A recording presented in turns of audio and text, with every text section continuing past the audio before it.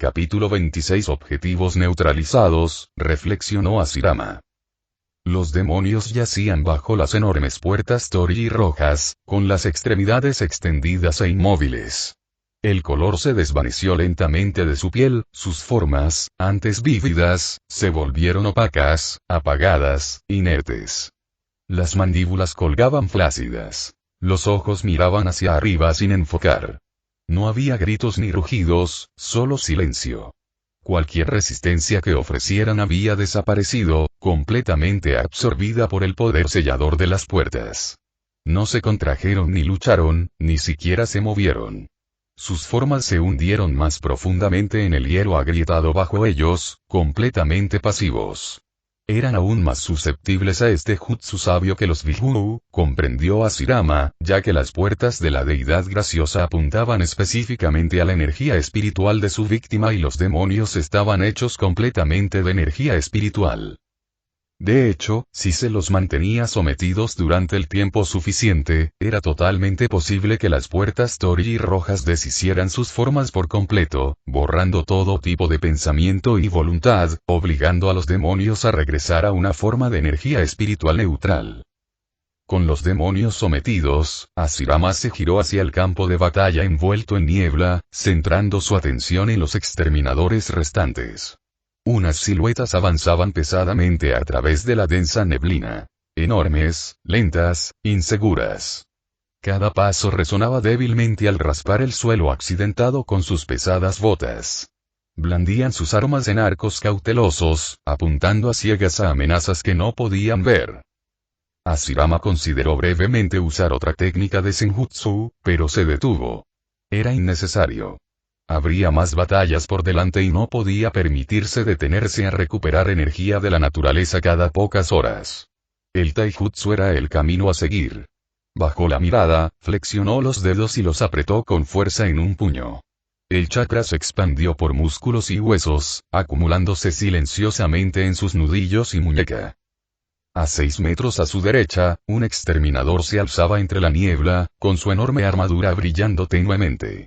El Astartes giró lentamente, levantando el volter y girando el casco mientras se esforzaba por localizar a su enemigo. Hashirama se lanzó hacia adelante.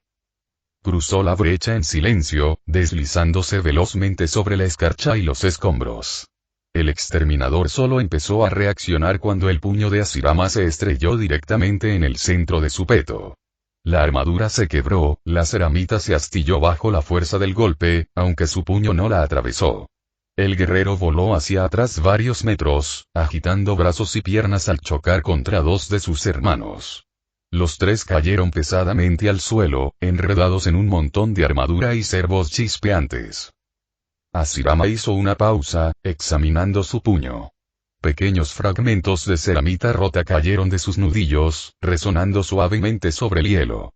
Flexionó los dedos de nuevo, liberando otra oleada de chakra que reforzó silenciosamente huesos y tendones.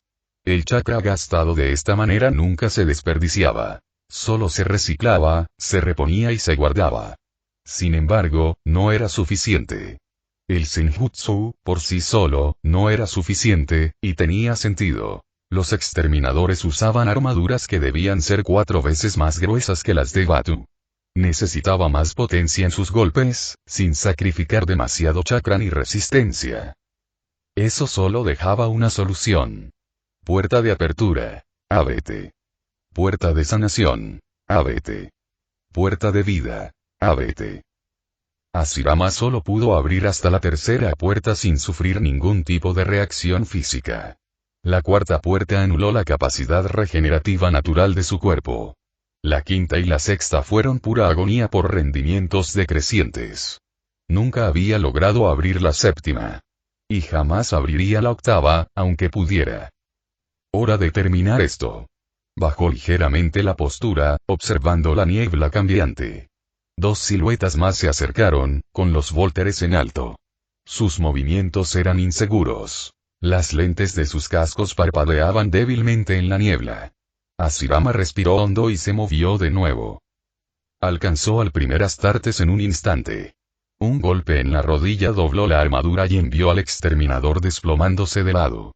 Antes de que el segundo pudiera reaccionar, Hashirama giró sobre un pie, golpeando con el codo bruscamente bajo la barbilla del guerrero.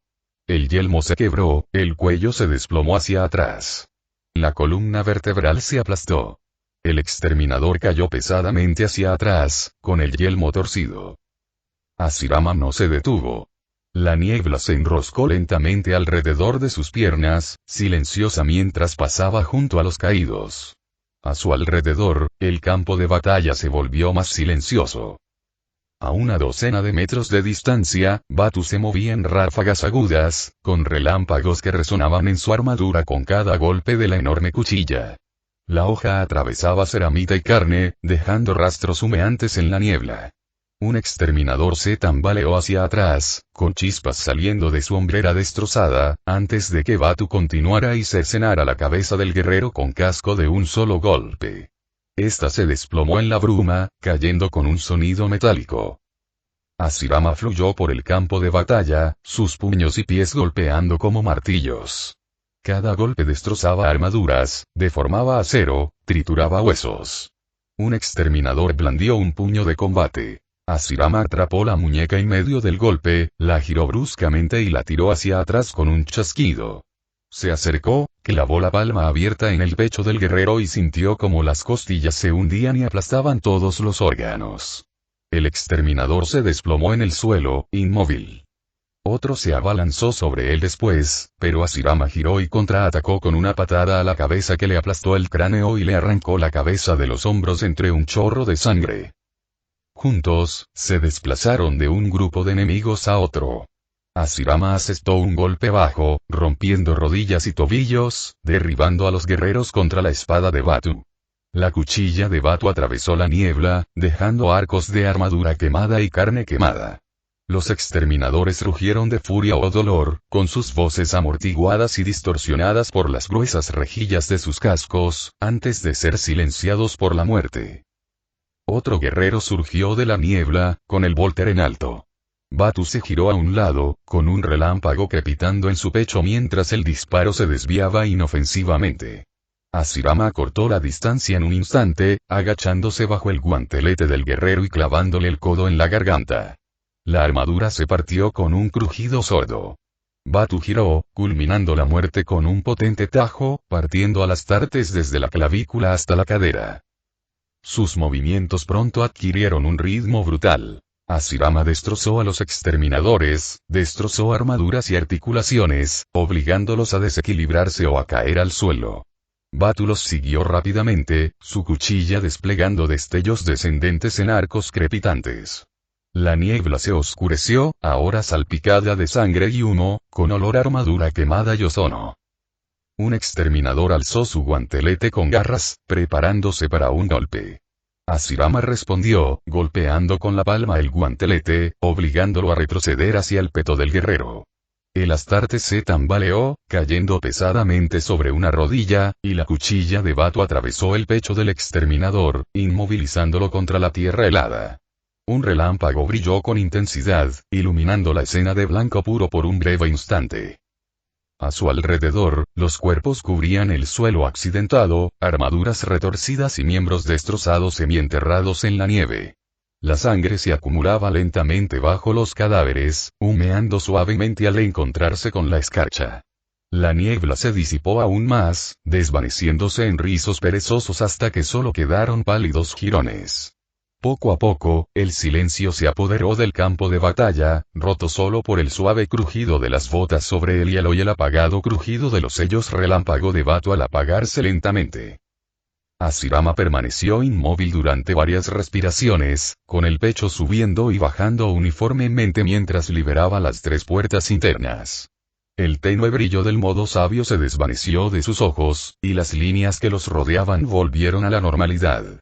Flexionó ligeramente los dedos, aliviando la tensión persistente de sus manos. Batu se acercó con paso firme, con la cuchilla apoyada ligeramente contra su hombro blindado. De su armadura se elevaban volutas de vapor, volutas que flotaban perezosamente en el aire gélido. Inclinó ligeramente el yelmo, observando de nuevo el entorno. ¿Cómo nos encontraron?, preguntó Hashirama, girando ligeramente la cabeza hacia Batu. Batu se detuvo a su lado, con la mirada fija en la niebla que se dispersaba. Era solo cuestión de tiempo, amigo mío, dijo con voz firme tras su yelmo. Perturabo murió a manos tuyas. Horus Lupercal, el mismísimo líder de esta rebelión, te persigue. Que les haya llevado tanto tiempo fue la verdadera sorpresa. Asirama asintió levemente y comenzó a caminar hacia el lugar donde se alzaban firmes las puertas de la deidad graciosa. Sus altas y rojas estructuras se alzaban deslumbrantes de la nieve, inmóviles, proyectando profundas sombras sobre el paisaje desgarrado. Batu se puso a su lado, con la cuchilla ligeramente bajada, lista para atacar. Sin embargo, al llegar al lugar, solo había terreno baldío. La nieve se había aplanado bajo las puertas, la tierra estaba agrietada y llena de cicatrices, pero no quedaba rastro de los demonios. Asirama se arrodilló, rozando ligeramente la tierra helada con las yemas de los dedos, sintiendo el calor residual que dejaban las puertas. Batu volvió a alzar su hacha, y el yelmo giró lentamente mientras buscaba movimiento. ¿Se escaparon?, preguntó Batu en voz baja. Asirama negó con la cabeza lentamente. Presionó la palma de la mano contra el suelo un instante más, con los ojos ligeramente entrecerrados. No, dijo finalmente. Escapar es imposible. Creo que las puertas los desenredaron, purgaron su identidad y disiparon la pura energía espiritual que les quedaba. Batu bajó su arma y miró hacia el espacio vacío donde los demonios habían quedado inmovilizados. La única señal de su presencia eran las leves marcas dejadas por las extremidades que forcejeaban. Tras un instante, asintió una vez. La armadura crujió levemente al enderezarse. Muy bien, dijo Batu con calma. No pretendo comprender tus poderes, amigo mío. Pero confío en ti. Batu miró brevemente hacia el horizonte. Los fuegos lejanos ardían rojos y naranjas en la niebla que se desvanecía. Vamos al Palacio Imperial, ¿entonces? Asirama se puso de pie y se giró por completo, acomodándose nuevamente su túnica. Bien, dijo, ya caminando. Vámonos antes de que envíen más. Vi algunos vehículos en la armería de estas instalaciones, dijo Batu mientras se movía para mantener el ritmo. Uno de ellos es lo suficientemente pesado como para protegernos de las tormentas de polvo. Si es que aún funciona. Asirama asintió una vez. Dirige el camino. Cruzaron el recinto destrozado en silencio. La nieve mezclada con ceniza crujía bajo sus botas. La armería se había derrumbado parcialmente, pero las puertas del hangar seguían abiertas. Dentro, envuelta en sombras y silencio, se alzaba una bestia de metal de baja estatura. Batu se acercó sin dudarlo, recorriendo su casco con un guantelete. Sus dedos tocaron un panel de control y luego lo golpearon con más fuerza. Las luces se encendieron tras unos segundos, con un zumbido débil. Él miró hacia atrás. Se llama tanque de batalla alemán Rus, en honor al mismísimo Rey Lobo, dijo con un leve tono de satisfacción en la voz. El tanque de combustible está medio lleno, como mucho, pero nos acercará bastante. Apuesto a que llegaremos a una de las ciudades colmenas cerca del palacio antes de que se agote. Muy bien, dijo Asirama, entrando tras él. El interior era estrecho y oscuro. Batu tomó los controles delanteros. Asirama se sentó con las piernas cruzadas cerca de la parte trasera, con las manos sobre las rodillas y los ojos entrecerrados. Meditaba. Las suaves vibraciones del motor retumbaban bajo él, constantes y lentas. Cada respiración reavivaba y rejuvenece su mente y cuerpo. La batalla había agotado poco de su chakra, pero perdería más si lo dejaba al ralentí, así que no lo hizo. Batu manejaba el vehículo solo. El tanque aplastaba escombros y esparcía huesos bajo sus orugas. Evitaban las carreteras principales, rodeando las zonas de escaramuzas siempre que era posible. En una ocasión, un grupo de exploradores les disparó con rifles láser. Batu siguió conduciendo. El tanque no redujo la velocidad. Los exploradores no volvieron a disparar. 2 días pasaron así. Cielos ennegrecidos. Torres derruidas. Polvo movedizo y nieve ciega. No se detuvieron. Entonces se acabó el combustible. El motor petardeó y se apagó a mitad de la subida por una pendiente de piedra triturada. Batu maldijo en voz baja y pateó los controles una vez antes de salir por la escotilla superior. Hashirama lo siguió. Salieron al viento frío. La ladera dominaba un valle de tierra desgarrada y escombros humeantes. Más adelante, elevándose desde el extremo oeste de los Himalayas, se alzaba una ciudad colmena, rodeada de fuego. Trincheras y barricadas marcaban las afueras. Docenas de estandartes ondeaban sobre las murallas, todos ellos traidores. Desde la base de la colmena hasta el horizonte se extendían campamentos y emplazamientos de artillería, todos apuntando hacia el este.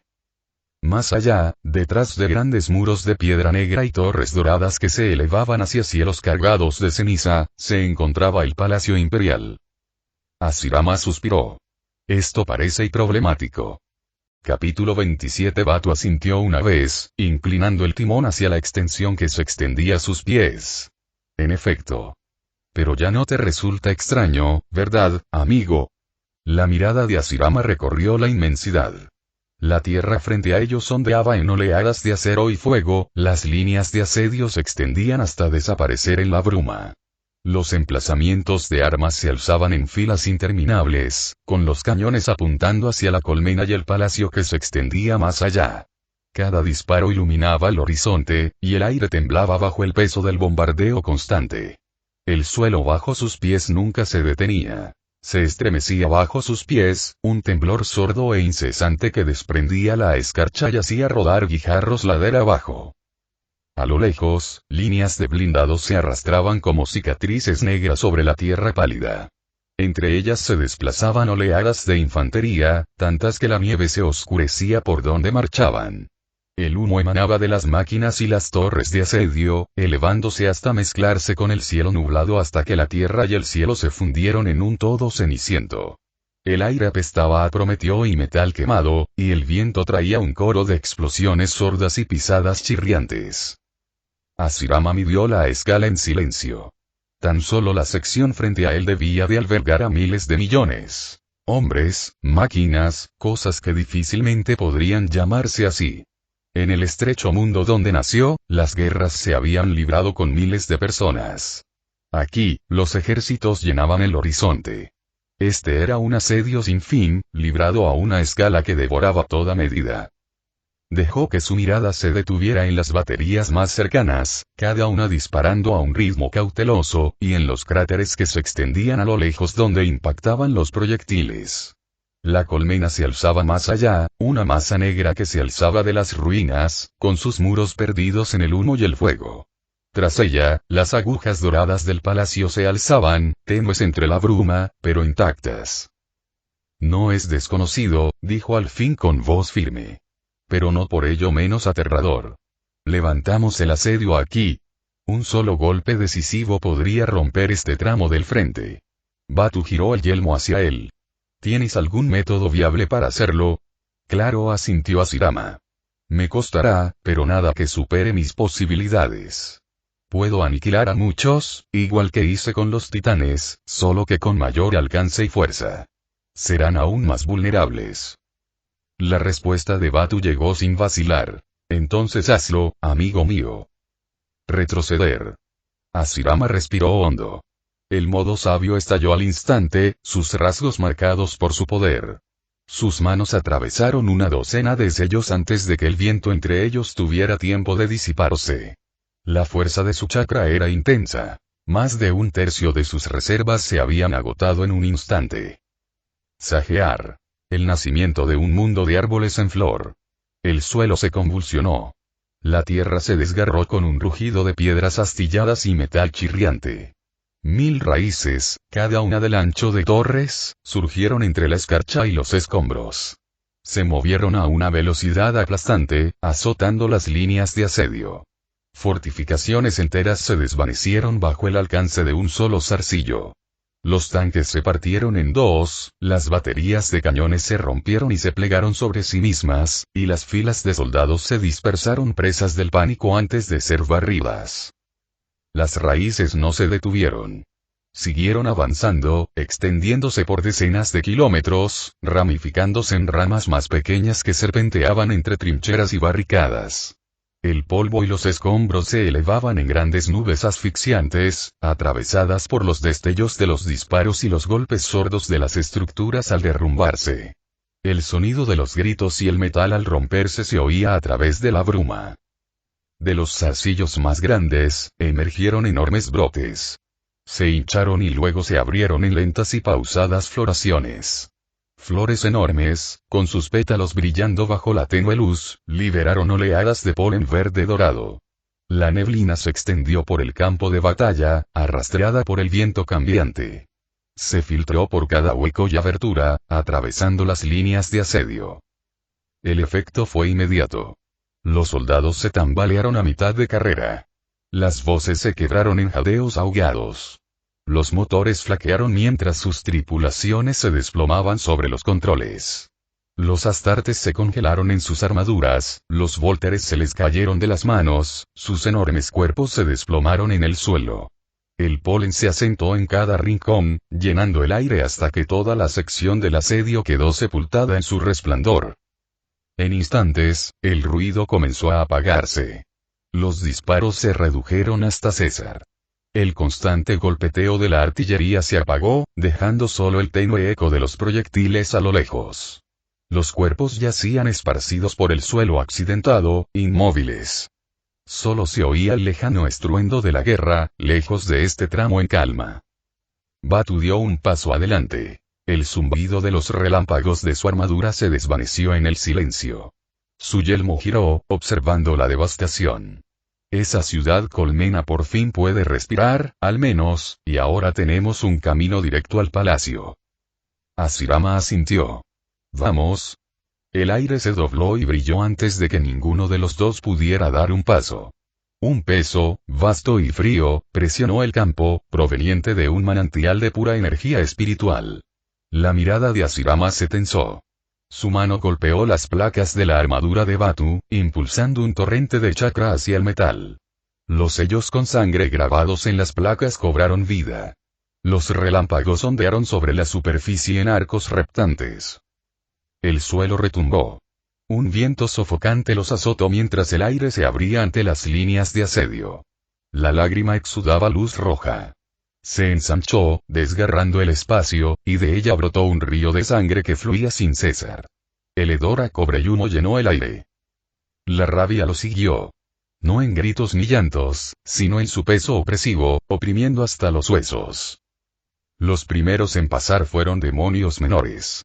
Formas con cuernos, de silueta humana, pero retorcidas. Sus pieles ardían de rojo, sus patas terminaban en pezuñas negras. Espadas dentadas y hachas con gancho se balanceaban en sus manos mientras echaban a correr. Sanguinarios. Batu atacó primero. Un relámpago lo envolvió al alzar su hacha. Los alcanzó como un rayo, atravesando a los dos primeros sin disminuir la velocidad.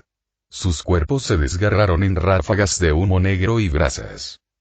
Los dedos de Hashirama formaron los sellos casi a la velocidad de la vista. Liberación de madera. Clon de madera. La tierra le respondió. Surgieron cientos de siluetas, cada una réplica perfecta, armada y lista. Se enfrentaron a la carga de frente, lanzas y espadas en mano. Los sangradores se estrellaron contra ellos, atacando sin pensar a los shinobi de madera. Salían astillas con cada corte, y el suelo bajo sus pies se convertía en lodo de sangre y savia. De igual manera, muchos sangradores fueron inmediatamente superados por su superior destreza cuerpo a cuerpo, con la cabeza retorcida o rota. Eran demasiados, reflexionó Hashirama, para unirse con sus raíces, corporizarlos y luego matarlos. Y hacerlo desperdiciaría demasiado chakra. Hashirama mantuvo su chakra cerca, sin consumir aún nada de su energía de sabio. Esta era solo la primera ola. El desgarro aún se abría, y más allá de sus bordes móviles se movía algo más grande que los desangradores, más pesado y con un poder mucho más profundo. Su presencia se extendía por el campo de batalla como una sombra, e incluso el peso férreo de Perturabo parecía pequeño ante ella. Y por eso, Hashirama limitó su forma de luchar. Oh. Quizás ahora era el mejor momento para experimentar. Uno de los desangradores se abalanzó sobre él de un salto, con su rugido cortando el entrechocar del acero y el golpeteo de los pies. Hashirama lo enfrentó sin retroceder. Sus manos atraparon el golpe de su espada y la desviaron. Desplazó su peso, clavándole un rodillazo en las costillas, y luego le retorció el brazo derecho hasta que el hueso se quebró. La extremidad colgaba inerte. El brazo izquierdo le siguió, retorcido hasta que las articulaciones cedieron. Su arma cayó al suelo con un ruido sordo. La criatura rugió, mientras un humo negro salía de su boca. La mirada de Hashirama se fijó en ella, firme.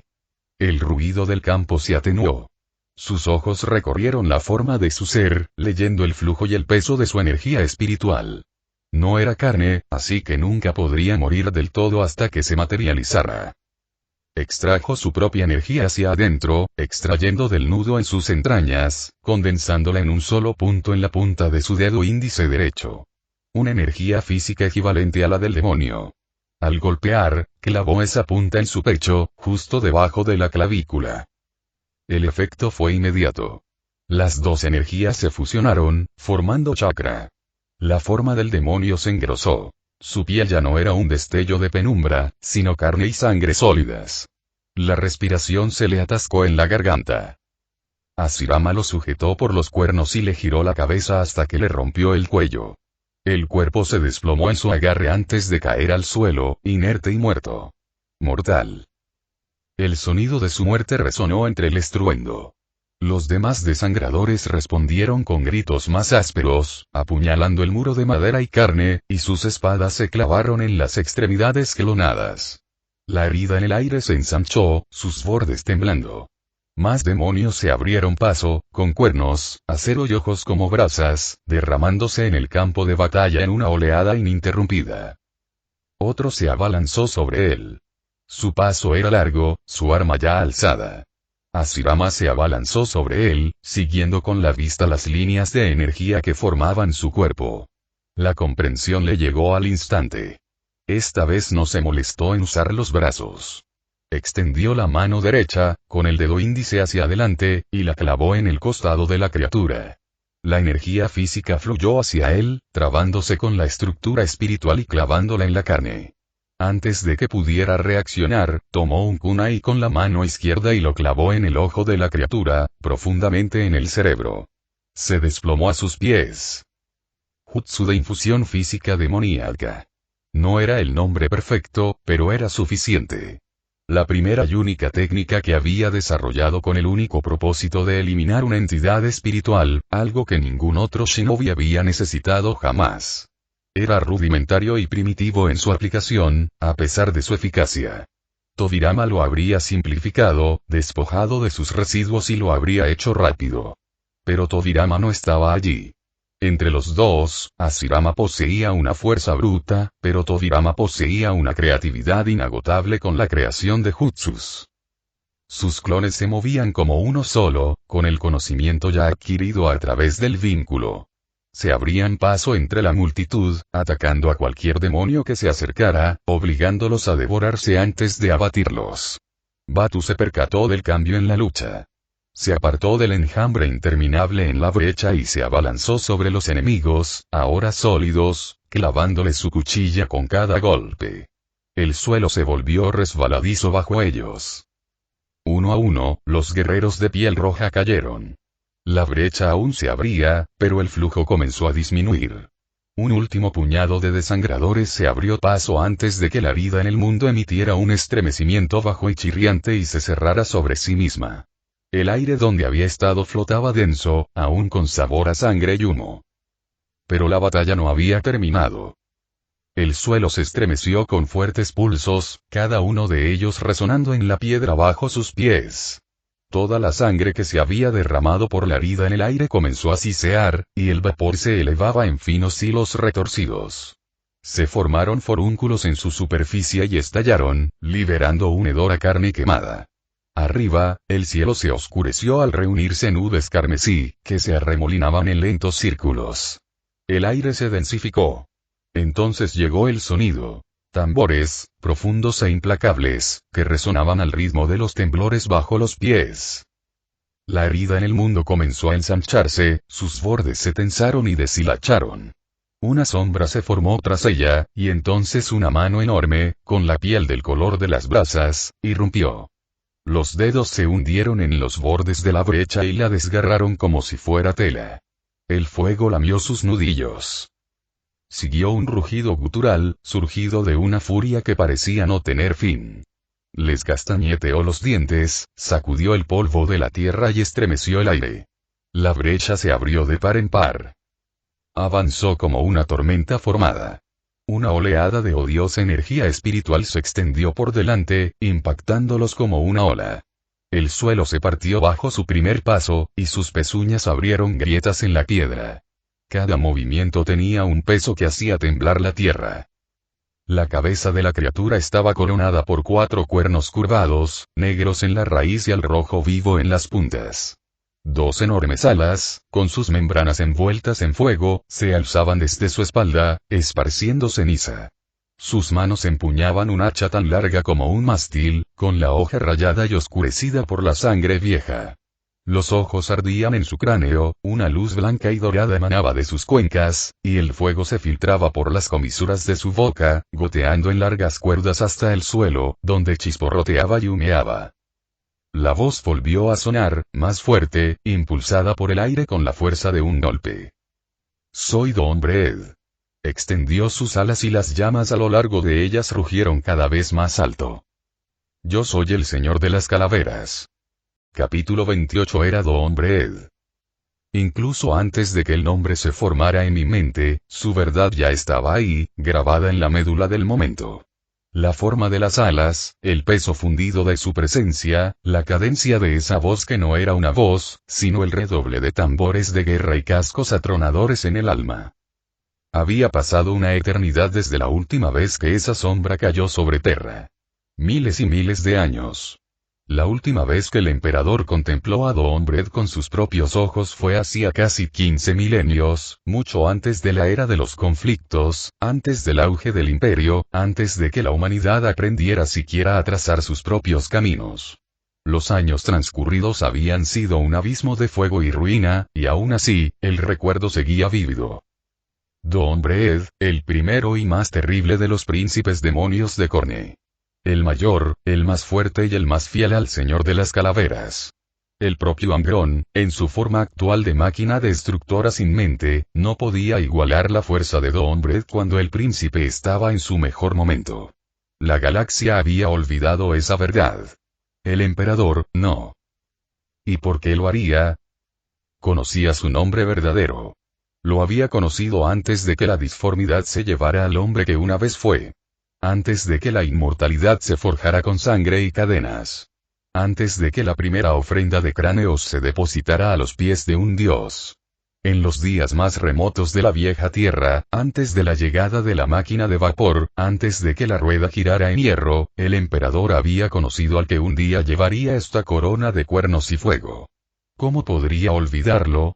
Después de todo, el hombre que se convertiría en Don Bread forjó el primer gran imperio del mundo, abarcando miles y miles de kilómetros de territorio y enterrando millones de cadáveres bajo los cascos pisoteadores de los jinetes más grandes del mundo conocido en ese momento, derramando tanta sangre que despertó al dormido Corne.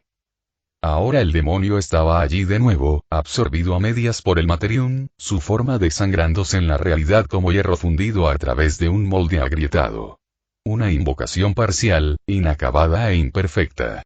En este estado, Batu y Asirama juntos podrían derribarlo. La tarea no sería fácil, pero podría lograrse.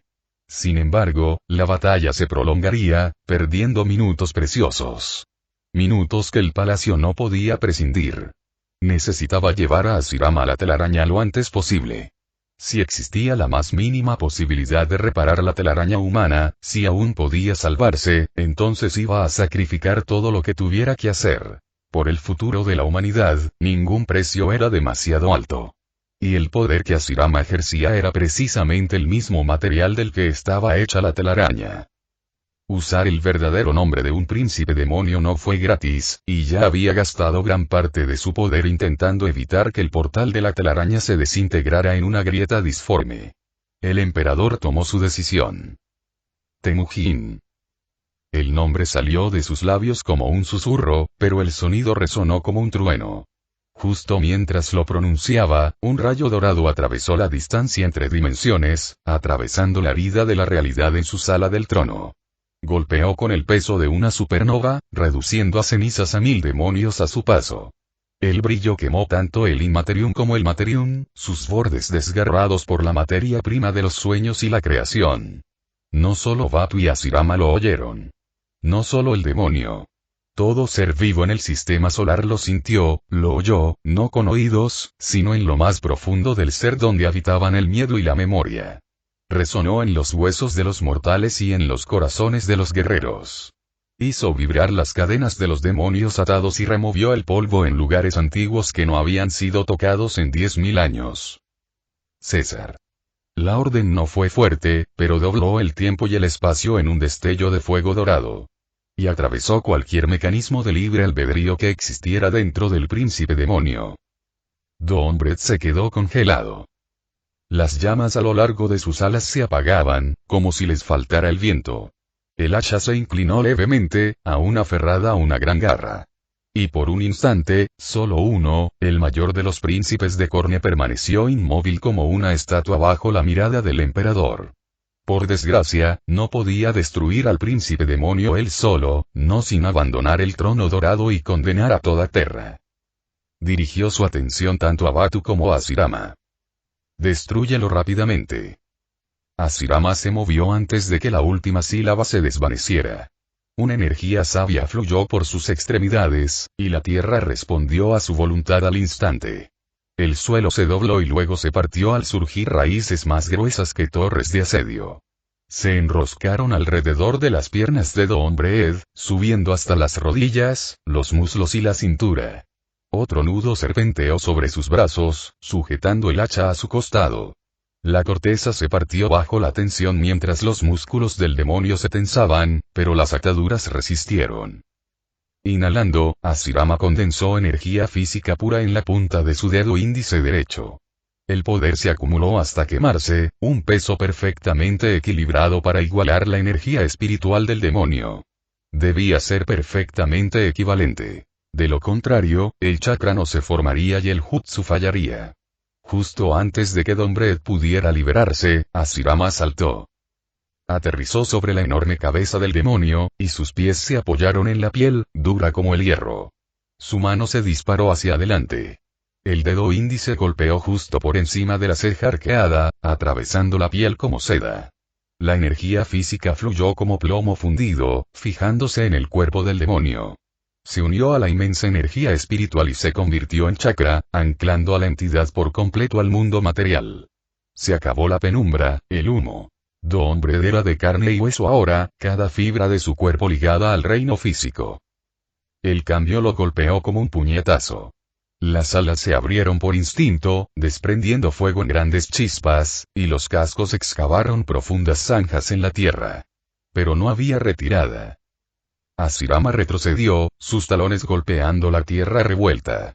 Con un pensamiento, las raíces que constreñían a Doombred se tensaron con una fuerza inimaginable. Se oyó un ruido como el de montañas al crujir al romperse las articulaciones. Un brazo se desprendió, dejando un rastro de sangre que humeaba al tocar el suelo. Luego el otro. Las piernas le siguieron, desgarradas a la altura de la cadera y la rodilla, hasta que la bestia quedó reducida a un tronco retorcido, sujeto a un nido de madera viva. Las raíces se enroscaron hacia adentro. La corteza se partió al crecer su circunferencia, y cada zarcillo se anudó con más fuerza hasta que la presión superó el hueso y la armadura. Lo último que se escapó fue un rugido mitad desafío, mitad agonía que sacudió las nubes. Entonces, el torso cedió. Las raíces se hundieron, astillando costillas, derrumbando el pecho y finalmente reventando el cuerpo en una lluvia de sangre rojiza. El sonido fue profundo y atronador, como el chasquido de la quilla de un barco enorme. Y entonces, los restos de Doombred se desintegraron en cenizas ardientes que se agitaron en el viento, formando impotentes motas de polvo.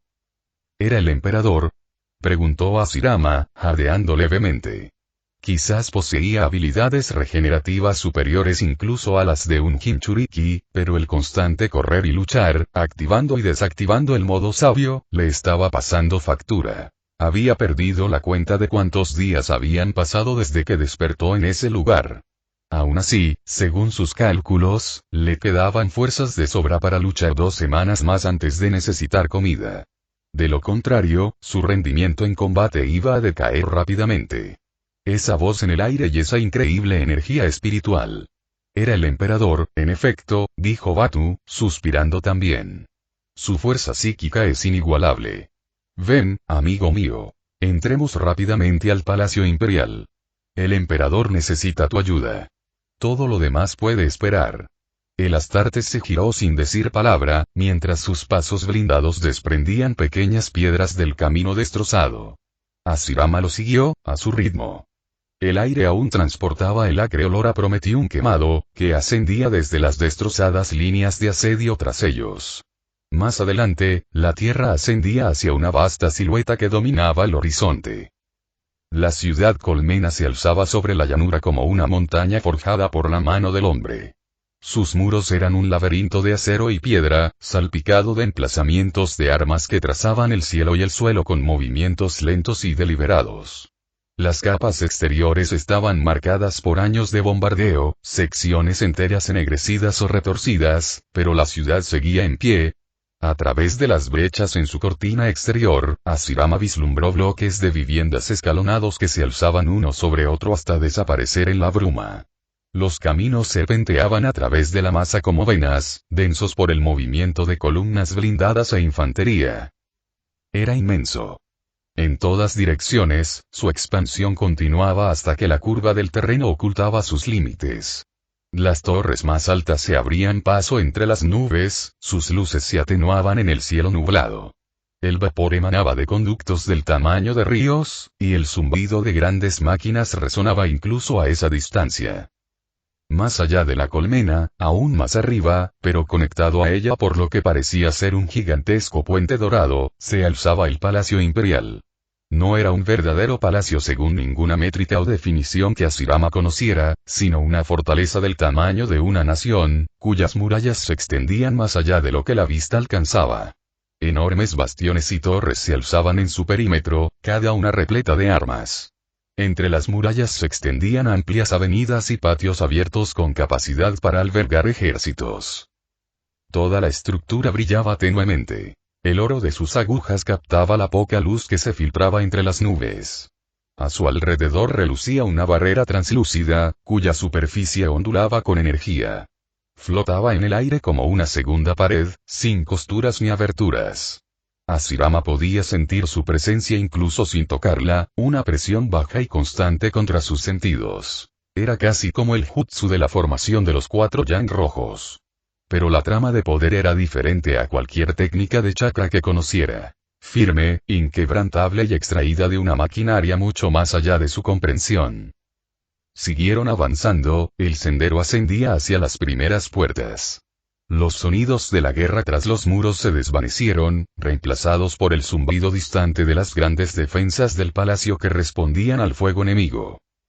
Las puertas de la ciudad colmena se abrieron con un profundo estruendo mecánico que resonó en el camino frente a ellos. Cadenas tan gruesas como árboles apartaron las enormes losas de metal reforzado, revelando el pasadizo interior vigilado. El aire en el interior era más cálido, cargado con la mezcla de olores a aceite, humo y el sudor de miles de personas. Batu habló brevemente con los soldados que los recibieron en el umbral. Sus armaduras estaban maltrechas y sus rostros demacrados por días sin descanso, pero se mantenían erguidos y con las armas preparadas. Batu regresó con Asirama y le explicó que su llegada era esperada.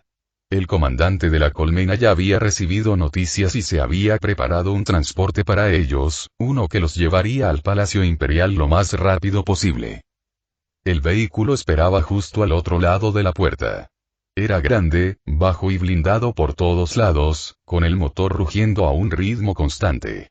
Un conductor estaba sentado en el compartimento delantero, con las manos apoyadas en gruesas palancas. La escotilla trasera ya estaba abierta. Batu le indicó a Asirama que lo siguiera y subieron. La puerta se cerró tras ellos con un fuerte estruendo, aislando el ruido de la puerta. El viaje comenzó de inmediato. El transporte avanzaba con estruendo por las calles de la colmena, acelerando a medida que el camino se despejaba. El camino serpenteaba entre densos distritos de piedra y metal, donde los edificios se alzaban en agudos niveles y estrechos callejones los separaban como venas oscuras. Hashirama vio defensores en posiciones de tiro en tejados y balcones, con los rifles apoyados en los bordes. Barricadas bloqueaban muchas de las calles laterales, y el olor a pólvora quemada flotaba en el aire. Incluso después de su ataque a las líneas de asedio, la colmena no estaba en paz. Pasaron junto a grupos de soldados que intercambiaban disparos con enemigos ocultos en las ruinas exteriores. Más allá, caminantes acorazados traqueteaban por las calles, con sus armas apuntando al cielo. Los civiles se movían en filas apresuradas bajo la vigilancia de escoltas armados, algunos con niños en brazos o pequeños bultos con sus pertenencias. El viaje fue largo. Pasaron casi 2 horas desde la puerta hasta el otro extremo de la colmena, y el zumbido del motor fue una presencia constante durante ese tiempo. Las calles se ensancharon gradualmente y los edificios se hicieron más grandes y fortificados. Luego, la colmena quedó atrás, reemplazada por el tramo abierto del acceso al palacio.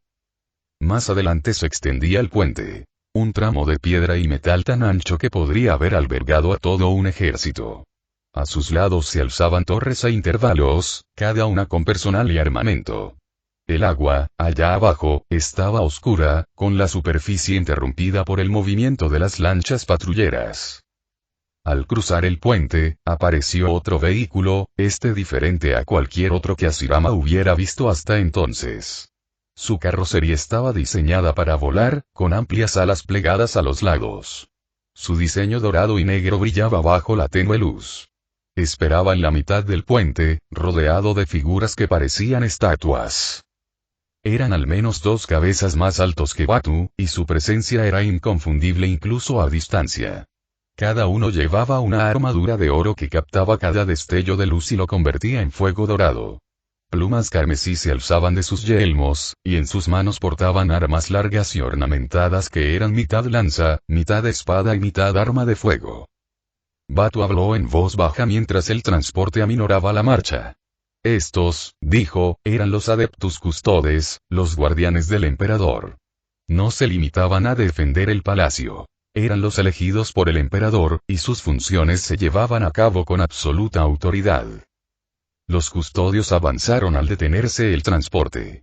Uno de ellos habló brevemente con Batu, con voz firme pero con la fuerza de una orden. El mensaje era claro. Debían escoltar a Hashirama y Batu al Palacio Imperial sin demora. El propio emperador había ordenado que el paso de Hashirama se asegurara por encima de todo. No se toleraría ninguna obstrucción ni interferencia. Los motores de la nave alada comenzaron a zumbar, aumentando el tono. El custodio más cercano señaló la rampa abierta a su lado. Batu avanzó hacia ella sin dudarlo, y Hashirama lo siguió, sintiendo el calor de los motores al acercarse. En cuanto subieron a bordo, la rampa se levantó, sellándolos dentro. Los custodios los siguieron, tomando posiciones en el interior mientras la nave se elevaba del puente y giraba hacia las imponentes murallas que se extendían frente a ellos. Capítulo 29. No se había equivocado. La oleada de energía que había sentido en los últimos días era real. Era el poder de su enemigo más antiguo. Ese poder pertenecía a la raza que una vez se enfrentó a él y a los de su especie en una guerra tan vasta que había desgarrado la estructura misma del universo. Las razas más jóvenes ya no recordaban. Habían dejado que la verdad se desvaneciera en fragmentos y mitos. Algunos les dieron nombres a medio formar, sombras de lo que habían sido. Para la mayoría, eran poco más que leyenda. Para muchos, eran recordados simplemente como los antiguos. Pero el Magladrón no lo olvidó. El dragón del vacío, señor de las máquinas, dios de la tecnología, conservaba el recuerdo con claridad. Los había combatido. Los había aborrecido. Los había admirado. Eran el único enemigo que había estado cerca de la victoria, los únicos que casi provocaron el fin de su dominio y el de los suyos. Y eso, como mínimo, era digno de respeto. Recordaba su verdadero nombre.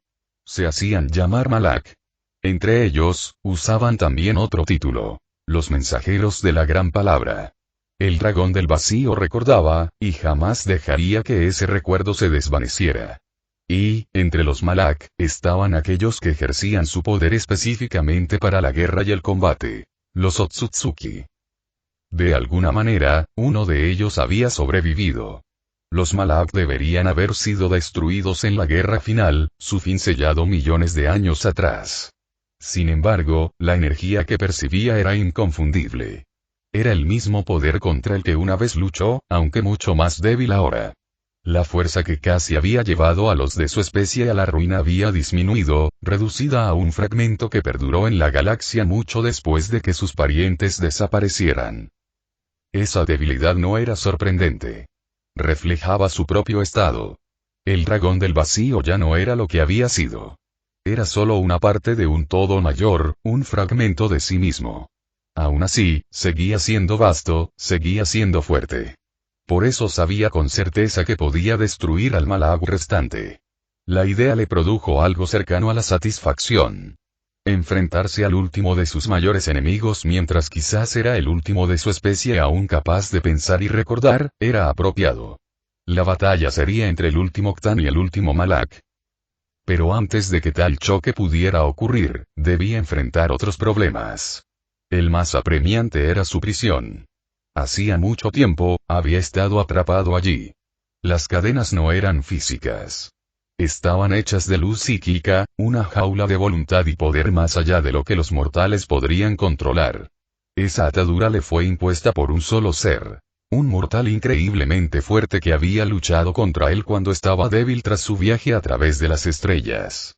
Había estado ciego y sordo en ese momento, con los sentidos quebrantados por el largo paso por el vacío. El golpe había llegado entonces, en su punto más bajo, y lo había forzado a un estado de ensoñación y sueño. Desde ese momento, había quedado encerrado. En su largo sueño, su mente se había desbordado. Fragmentos de sus sueños se extendieron por el mundo entero, moldeando el pensamiento y doblegando la voluntad. Incluso ahora, esos sueños persistían, entretejidos en los corazones de los mortales, resonando en sus máquinas y su fe.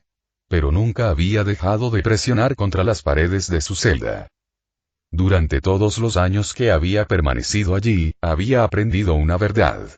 Su prisión estaba ligada a la vida de su guardián. Mientras el guardián viviera, la prisión resistiría. Cuando el guardián moría, la prisión se debilitaba. O al menos, eso era lo que suponía y entendía.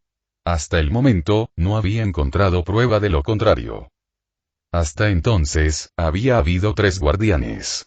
Cada vez que uno era reemplazado, había un breve instante en el que las ataduras se aflojaban, tan breve que solo su vasta percepción podría haberlo notado. En esos casos, si su mente y fuerza hubieran estado más despiertas, podría haberse liberado. Pero había tardado en levantarse, atrapado en un sueño profundo, y cada oportunidad había pasado.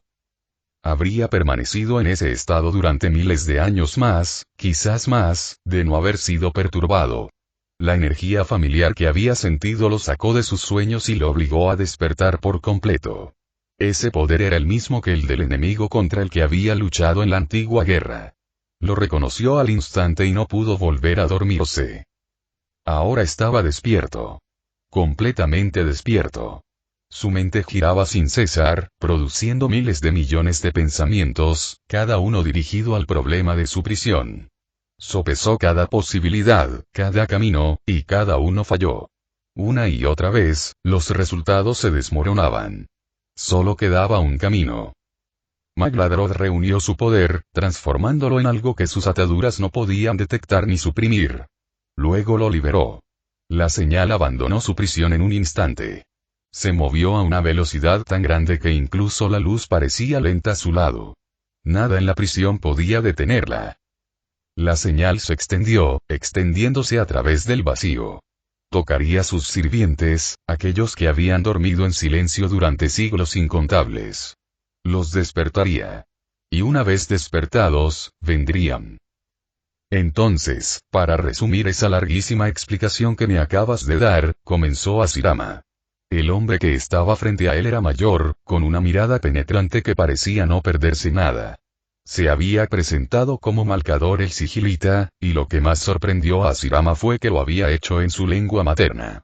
Hasta ahora, el único que le hablaba era Batu, y su dominio del idioma era, como mucho, rudo. ¿Crees que esta telaraña está hecha de la misma sustancia que el chakra? Continuó Asirama. ¿Y crees que de alguna manera puedo reparar esta telaraña tuya y, al hacerlo, salvar a la humanidad? ¿Te entendí bien? Así es, dijo Malcador asintiendo con calma. Malcador fue quien los recibió cuando los custodios los llevaron a las profundidades del palacio. Ni Asirama ni Batu tenían idea de dónde se encontraban. Batu había admitido que ni siquiera él había estado nunca en los salones interiores del palacio, y los custodios se negaron a responder cuando se les preguntó. Aún así, comprendía la necesidad de mantener el secreto.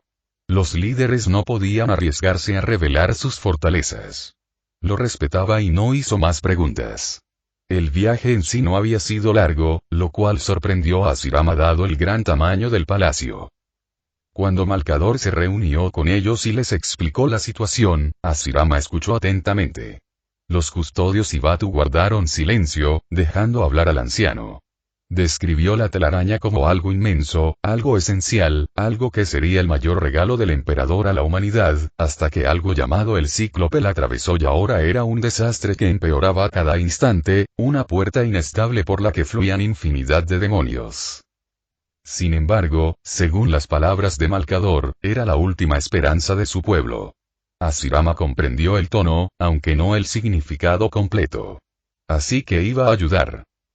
Sin embargo, un detalle casi lo hizo interrumpir la conversación. Malcador había hablado con indiferencia del tamaño de su imperio, diciendo que la humanidad gobernaba millones de mundos. Asirama pensó al principio que debía ser una exageración, pero Malcador no dio señales de ello. Asirama dejó el asunto a un lado. La sola idea de un imperio tan grande le dolía la cabeza. Lo importante era que estaban pidiendo su ayuda, y no lo habrían traído allí a menos que la necesidad fuera real. Sí, esa es la esencia, confirmó Malcador. Luego se giró, su túnica se movió al indicarle a Asirama que lo siguiera. Por favor, hay poco tiempo. Debes venir conmigo. Batu se quedará. Los poderes de ese lugar lo destrozarán en un instante. Recibirá instrucciones que deberá seguir. Batu se estremeció al oír esas palabras, pero no dijo nada. Solo asintió brevemente a Asirama, con la expresión oculta tras el casco. Asirama exhaló una vez y asintió. Entonces no perdamos más tiempo. Malcador y los custodios guiaron a Asirama por un amplio pasadizo que daba a una sala tan grande que eclipsaba todo lo que había visto. El techo se extendía a lo lejos, perdido en la sombra, mientras que las paredes estaban cubiertas de interminables tuberías, conductos y maquinaria zumbante. El aire estaba cargado con el sonido del metal rechinando y el zumbido constante de los motores. Docenas de figuras con largas túnicas se movían por la sala. A primera vista parecían hombres, pero Asirama vio rápidamente que muchos de ellos no estaban completos. Brazos y piernas habían sido reemplazados por piezas mecánicas. Algunos tenían extremidades metálicas arácnidas que les salían de la espalda, rematadas con herramientas que funcionaban en máquinas sin descanso. Sus rostros estaban pálidos, la mirada distante y sus voces bajas mientras hablaban entre sí en tonos extraños. Asirama no pudo determinar si aún eran completamente humanos. Lo que más le impactó fue la energía. Todo el lugar ardía con energía espiritual. Estaba por todas partes. Entretejida en las paredes, las máquinas, el mismo aire.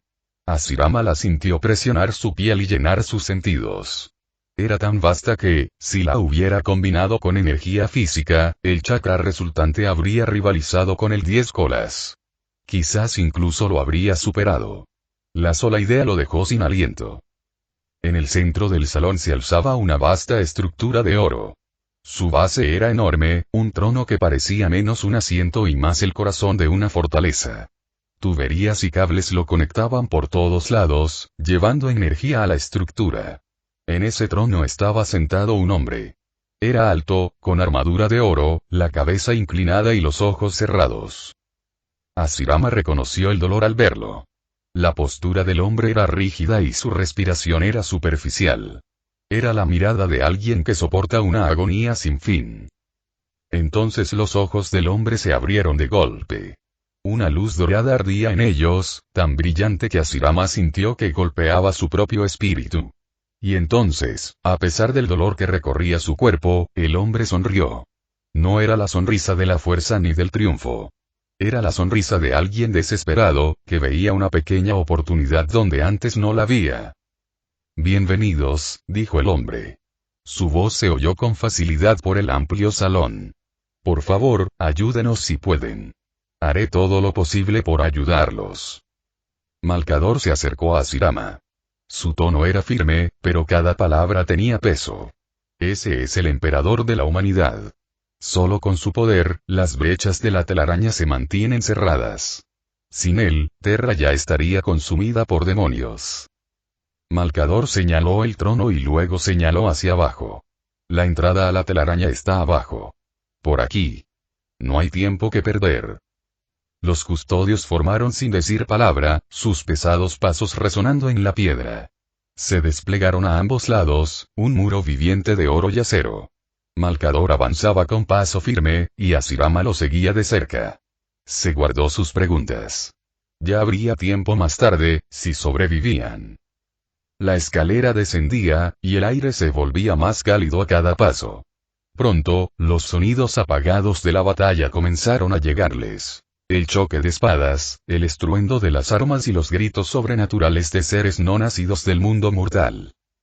Cuando emergieron en la caverna debajo del trono, Hashirama vio la fuente. En el centro de la cámara se alzaba el portal. Era una vasta herida en realidad, un torbellino de carmesí y sombras. Energías latían desde él en oleadas constantes, cada una con el hedor a sangre y ceniza. A su alrededor, la batalla rugía. Los custodios luchaban en filas cerradas, con sus lanzas centelleando mientras aniquilaban oleadas tras oleadas de demonios. Entre ellos luchaban mujeres con armadura y cabezas rapadas, con movimientos rápidos y disciplinados, y sus armas cortando arcos de luz a través de la presión. Los demonios llegaron en cantidades incontables. Bestias con cuernos blandiendo espadas dentadas. Formas aladas que chillaban al lanzarse en picado. Formas que se movían como humo antes de endurecerse para atacar. El suelo estaba resbaladizo con sus restos, pero aún más fluían por el portal sin pausa. Malcador se detuvo y se giró hacia Hashirama. Su rostro estaba sereno, pero sus palabras eran urgentes. Te protegeremos con todo lo que tenemos. Los custodios, las hermanas, no cederán. Pero no debes desperdiciar tus fuerzas luchando. Todo tu poder será necesario para la tarea que te espera. Tu único objetivo es el portal. ¿Entiendes? Hashirama asintió. Su mirada se agudizó. Respiró hondo, dejó que su chakra se asentara y, en un instante, el modo sabio se extendió por su cuerpo. Sus sentidos se abrieron de par en par, y el campo de batalla cambió ante él. El portal ya no era solo una tormenta de energía. Vio más allá. Un túnel se extendía en la distancia, fracturado e inestable, con las paredes rotas y agrietadas. Los demonios pululaban a lo largo de él, usándolo como puente para alcanzar el reino material. Esa era la telaraña de la que hablaba Malcador. Más adentro, en lo más profundo del túnel roto, algo más latía. Una estructura tejida no con energía de disformidad, sino con chakra sabio. Su luz era tenue pero inconfundible. Era la misma energía que Hashirama recurrió al fusionar naturaleza y espíritu en su interior. La comprensión lo golpeó de inmediato. Tenía arreglo. Parecía casi imposible, pero era posible con una aplicación generosa y muy intrincada del Fuinjutsu mejorado con Senjutsu. Las probabilidades definitivamente no estaban a su favor y sería mucho más fácil si tuviera a Tobirama y Madara allí para ayudarlo, o incluso a su esposa, Mito, pero definitivamente no estaba fuera de sus capacidades. Exhaló lentamente. Muy bien. Creo que ya sé qué hacer.